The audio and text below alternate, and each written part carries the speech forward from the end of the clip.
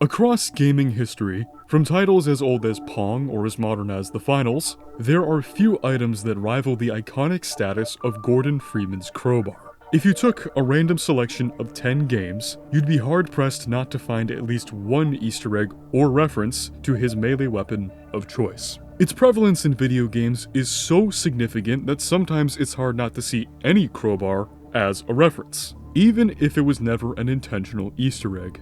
The crowbar is the star of Gordon Freeman's arsenal, one that is not typical of most video game protagonists. Famously, himself and other protagonists like Adrian Shepard and Barney Calhoun carry more weapons than any normal human could. It's not as if he only has 12 pistols or other small firearms. The guy is carrying an RPG, a machine gun, a shotgun, and a crowbar. These are just a few selections from the vast weapon selection that Freeman has at his disposal, and are a key part of one of the most iconic protagonists in gaming. Let's talk about the arsenal of Half-Life 2.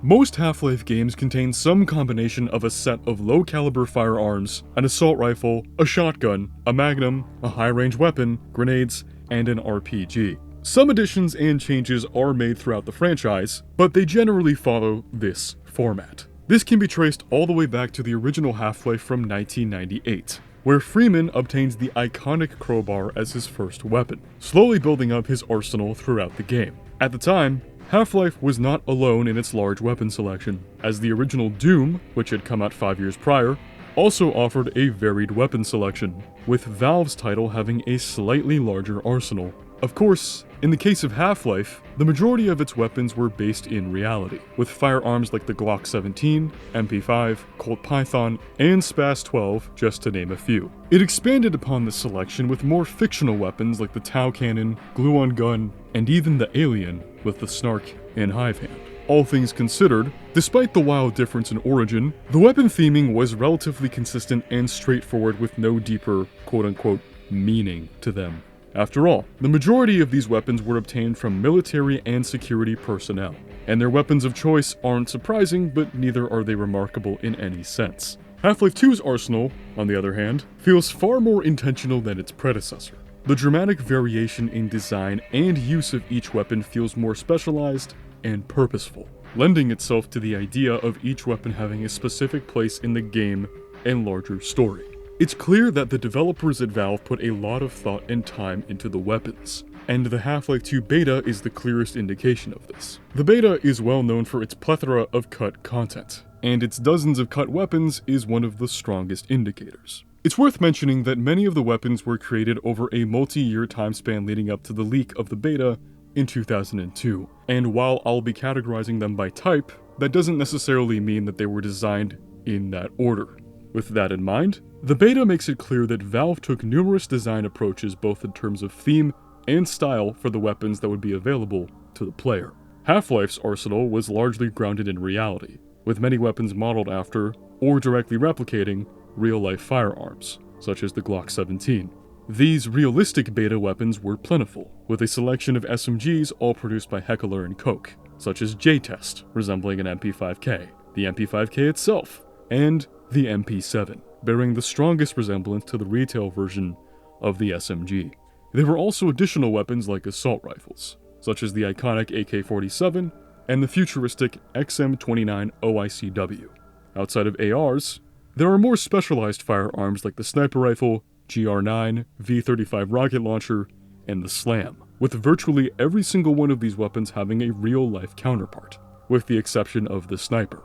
All of these weapons leaned heavily into a militaristic style, and if Freeman had carried them, his arsenal wouldn't have felt all that different from the original game, especially if you compare it to an expansion pack like Opposing Force. To avoid this, Valve explored other weapon concepts that were either original designs or non-traditional arms.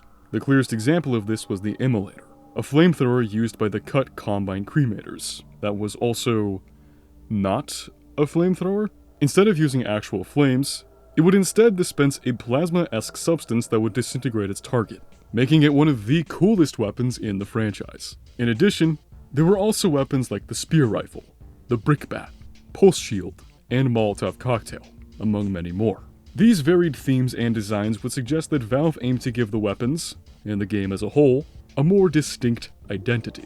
This was arguably accomplished with the weapon choices that were made for the retail version, featuring a varied selection of firearms that just work. The combination of a pistol, a crossbow, and a gravity-manipulating device is a strange combination of weapons, excluding the fact that it's not even the full arsenal. Yet, the way in which these weapons are obtained and used makes a cohesive selection for the player to utilize. The first weapon that you obtain in Half-Life 2 is the aforementioned iconic crowbar, provided by Brane after leaving Kleiner's lab. Prior to receiving the tool, it's made apparent to the player that there's no way to progress, with a fence gate being boarded up by wooden planks. After obtaining the crowbar, it becomes clear that it's a usable item to destroy fragile and weak objects, like wood and glass. Shortly after you obtain the pistol, you're immediately forced to use it after being faced down by a Metro cop holding the same weapon.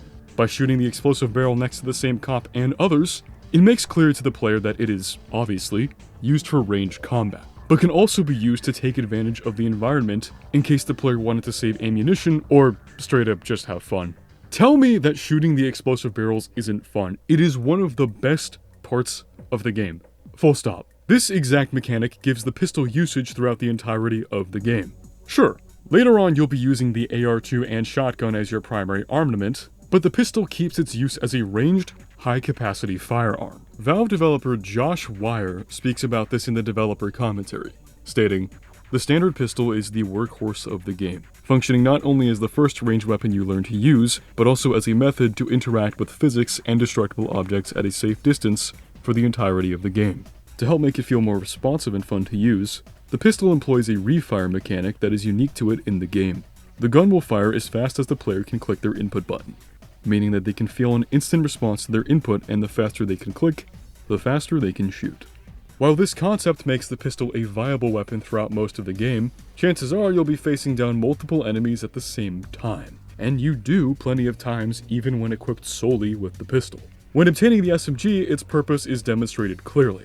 Unlike the pistol, the SMG's fire rate is far higher, and is fully automatic. However, its range and accuracy is far lower, making it useful in close combat situations against multiple opponents. The Magnum's introduction shows it to be a weapon of much higher caliber, no pun intended, but it stands to be one of the most powerful weapons in the game, effectively having no damage drop-off over any range, lending itself to be incredibly useful against ranged targets. When first picked up in Water Hazard, a Metro cop opens the door in front of the player shortly after, giving them a perfect opportunity to test out their new weapon.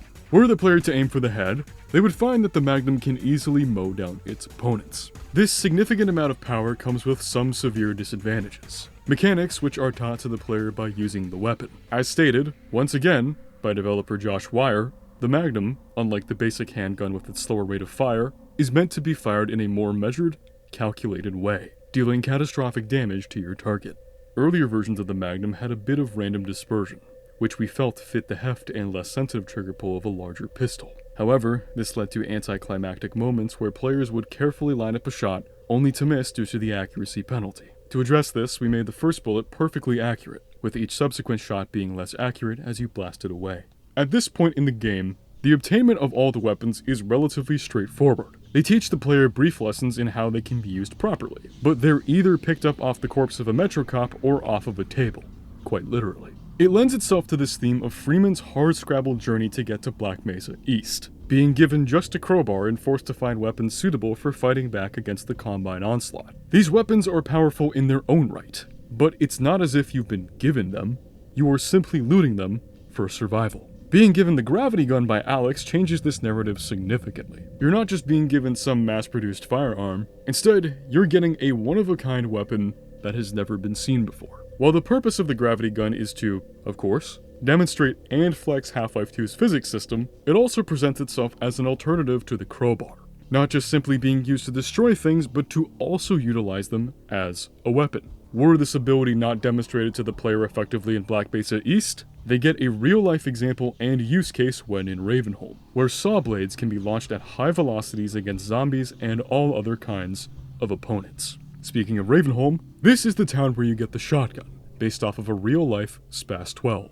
Like the gravity gun, you don't just find it lying around. You're given it from the deranged monk known as Father Grigori. Unlike Alyx, he's not giving it to Gordon as a tool, but as a necessary item for survival. Sure, you could slaughter your way through the town just with saw blades, and if you do, you'll earn an achievement for it. But there was just something so satisfying about blasting through zombies with buckshot. Shortly after escaping Ravenholm, you come under fire from Combine snipers, who utilize a rifle that used to be wielded by Gordon Freeman in earlier versions of the game, before being replaced with the crossbow. After evading the snipers, you come across an AR-2 in a train car, found lying on a crate, like many of the other weapons in the game. This is also the first time the player comes across the Combine soldiers, suggesting that these are no ordinary assault rifles, and are designed for use by the higher-ranking members of the Combine. Personally, it's my favorite weapon in the game. Compared to the SMG, it's a far more accurate and far more damaging firearm, albeit with a lower fire rate.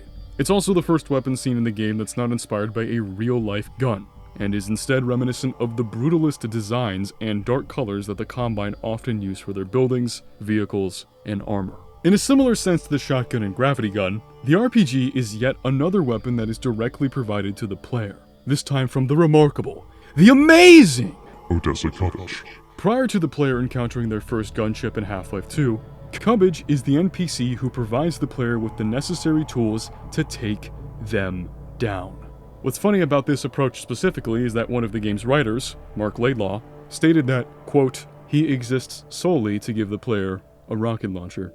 Unlike Alyx and Grigori, whose characters are tied to larger narratives, Odessa exists for the purpose of providing the player a weapon. His predecessor in development, Rocket Man, existed for the exact same purpose as well. It's kind of funny that Valve just made a whole guy for the explicit purpose of giving the player an RPG, especially given that the player obtains so many other weapons just by exploring the world. The crowbar is, of course, iconic to Half-Life as a franchise, and so is the gravity gun. Yet, I would argue that the crossbow is the most unique. As mentioned earlier, Half-Life 2 was originally going to have a sniper rifle to hit long-distance targets. This was ultimately removed and replaced with two weapons that achieve the same goal, albeit in different styles. The first is the Magnum, as previously discussed. While it has virtually no damage drop-off and fires bullets with linear velocity, the crossbow is the game's most sniper-like weapon, distinguished by its unique properties and design. Similar to its predecessor from the original game,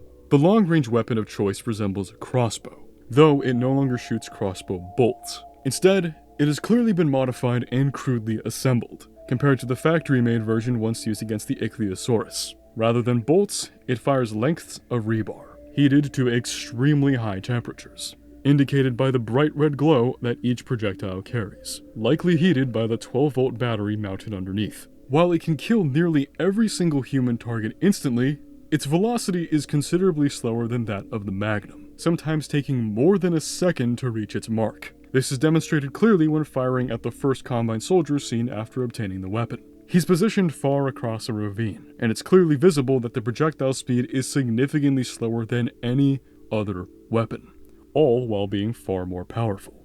Unlike every other weapon obtained in the game thus far, the crossbow is picked up from a memory, rather than a person. It's encountered at the clutches of a charred, rotted corpse, sitting on the top of a hill under a tree, positioned in a way that they gaze over the sea. It poses a question in your mind. What killed him? Why was he there? There's no clear answer to these questions, but a multi-car accident just down the hill with multiple blast marks implies that something incredibly violent happened, likely leading to the crossbow owner's death. In a sense, it's almost a shame that this is the easiest weapon for a player to miss, given that it's entirely possible to pretty much just drive straight through to the Combine outpost. Though, per the developer's own admission, this was a bit of an oversight, with developer John Cook stating, "This is the player's first opportunity to get the crossbow in the game. And looking back, it's somewhat surprising we didn't gate it. It's entirely possible for the player to drive right past it." The last weapon obtained in Half-Life 2, with the exception of the supergravity gun, is the bug bait, albeit less a weapon and more of a tool. Its introduction and standing in the story is certainly one of the weakest. While it does offer a taste of alien weaponry that was present in the original title, it's also just a ball that you squeeze. Obviously, it does call in antlions, and allows you to use them to attack enemies or to distract them. But there's something very amusing about having this weird alien orb that allows you to summon infinite space bugs. In a narrative sense, it offers a view into Vortigaunt culture. While their culture was present in the original title, it was incredibly limited, and the scene where the Pherapod is extracted from the Antlion Guardian shows how the Vortessence used Zen creatures as tools for survival. Unlike every other weapon in the game, the training and usage of the bug bait is incredibly direct and explicit. Valve's design philosophy in relation to game mechanics is to show, not tell, and it acts as an effective method of demonstrating a tutorial to a player without having them feel as if they're actually in one. Due to time constraints, this is one of the only mechanic tutorials in the game that nearly tells you outright how to use it, with developer David Sawyer saying, "This clumsy bug bait training is where we landed, having run out of time but needing players to understand the tool for Nova Prospekt's design to work. Generally, we aim to add enough flavor and context to training so it doesn't feel like training. It feels like a natural part of discovering something new." Here though, we didn't quite manage that. As obvious as it may seem, bug bait wasn't something that players intuitively grasped. The weaponry in Half-Life is all shiny, new, and uniform, reflecting the era in which the game was made. It shows promise of a bright future and a peaceful world interrupted by a resonance cascade. In Half-Life 2, your arsenal is grimy and old. The cleanest weapon you have is the AR-2, and the rest are either old or the makeshift result of scrap and ingenuity. To me, that's where the weapon choices and the respective designs stand out. They're not necessarily anything remarkable, but they feel hardscrabble and situational. You're lucky to have an SMG and a shotgun. After all, they're part of a limited selection of tools and weapons you have to go up against an authoritarian, alien regime. With the next installment of the Half-Life franchise seemingly not far off the horizon, it begs the question as to how this arsenal will change in future titles. Half-Life Alyx may be able to offer us some clues, because while the weapon selection may be significantly smaller, it is far different than its predecessor. Or sequel, I guess. In the game, there are 3 significant weapons that show a much different side of the Combine's arsenal. These are the SMG, heavy shotgun, and pulse minigun, all of which are original Combine weapons used by the grunts of City 17. While the majority of firearms in Half-Life 2 are based off of real-life weapons, the weapons of Combine origin might suggest that Valve would take a more fictionalized approach to guns in a future title. It was, after all, the first Half-Life game to break the traditional weapon cycle that the original, sequel, and episodes all had, even with games that didn't have Freeman as the protagonist. It's likely that we'll see the return of the AR-2, the crossbow, and probably even the RPG when we play as Gordon Freeman again. But even if we don't, the crowbar will always be there as the shining star in the arsenal of Half-Life. Thank you so much for watching, and I hope you enjoyed this deep dive into a relatively unassuming topic. Consider leaving a like if you found this to be interesting, and feel free to follow me either on Blue Sky or Twitter for all project updates. If you just care to keep up to date with video uploads, then consider subscribing. If you stay long enough for these little spiels I have at the end of the video, then you'll likely remember me mentioning a crunch wrap at the end of my last video. And unfortunately, I'm sorry to say that there are no crunch wraps today. There are none on the menu. They're off. They're gone. But there will be soon. As long as you're not on the naughty list.